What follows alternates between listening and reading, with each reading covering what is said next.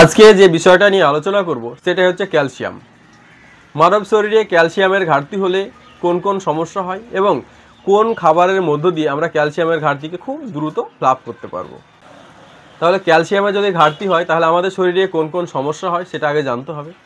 আমাদের শরীরে 90 থেকে 95% ক্যালসিয়াম হাড় ও দাঁতে অবস্থান করে। এছাড়াও যদি আমাদের শরীরে ক্যালসিয়ামের ঘাটতি ঘটে তাহলে দাঁত ভঙ্গুর হয়ে যায়, দাঁত নড়ে যায়, দাঁত ভেঙে ভেঙে যায়।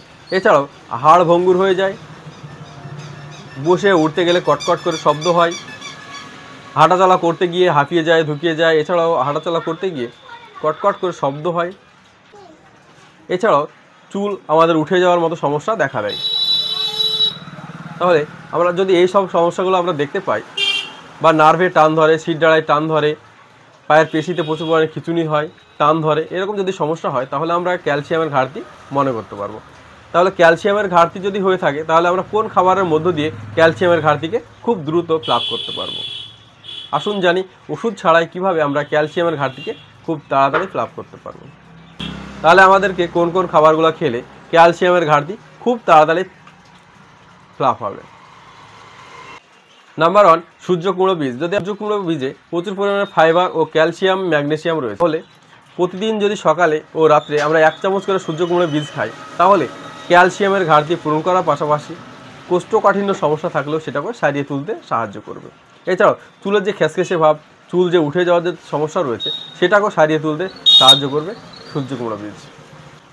নাম্বার 2, তিল বীজ। তিল বীজে প্রচুর পরিমাণে ক্যালসিয়াম রয়েছে যা আমাদের শরীরে ক্যালসিয়ামের ঘাটতি পূরণ করতে সাহায্য করে।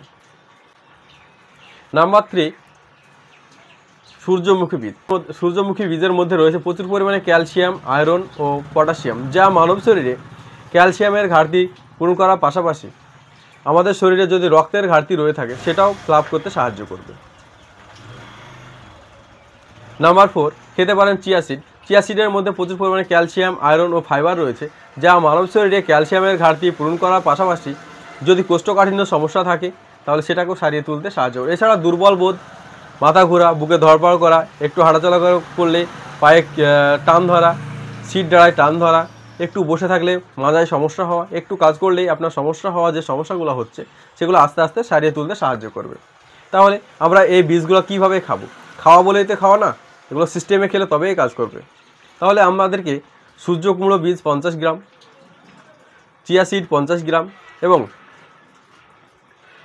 সূর্যমুখী বীজ 50 গ্রাম, সব বীজগুলোকে বা তিল বীজ 50 গ্রাম, সবগুলোকে 50 গ্রাম করে নিয়ে সবগুলোকে আলাদা আলাদা করে রোস্ট করে প্যানে হালকা করে সেঁকে নিয়ে সেগুলোকে বড় একটা পাত্রে পেস্ট করে রেখে দেব। প্রতিদিন সকালে ও রাত্রে ওষুধ খাওয়ার মতো যদি আমরা খাই তাহলে অল্প দিনের মধ্যে ক্যালসিয়ামের ঘাটতি পূরণ করতে সাহায্য করবে। তাহলে কারো যদি ক্যালসিয়ামের ঘাটতি নার্ভের সমস্যা হয়ে থাকে বা নার্ভের ড্যামেজ হয়ে থাকে বা শিরদাঁড়ায় ব্যথা হয়ে থাকে বা স্পন্ডাইলাইটিসের মতো সমস্যা হয়ে থাকে, বসে উঠতে গেলে যদি কটকট করে হেঁটুতে শব্দ হয়, এরকম যদি সমস্যা হয়ে থাকে তাহলে আমরা এই পেস্ট বানিয়ে প্রতিদিন খেতে পারি। তাহলে দেখবেন 2 থেকে 4 দিনের মধ্যে আস্তে আস্তে আপনার ক্যালসিয়ামের ঘাটতি ফ্লাপ হতে শুরু করেছে।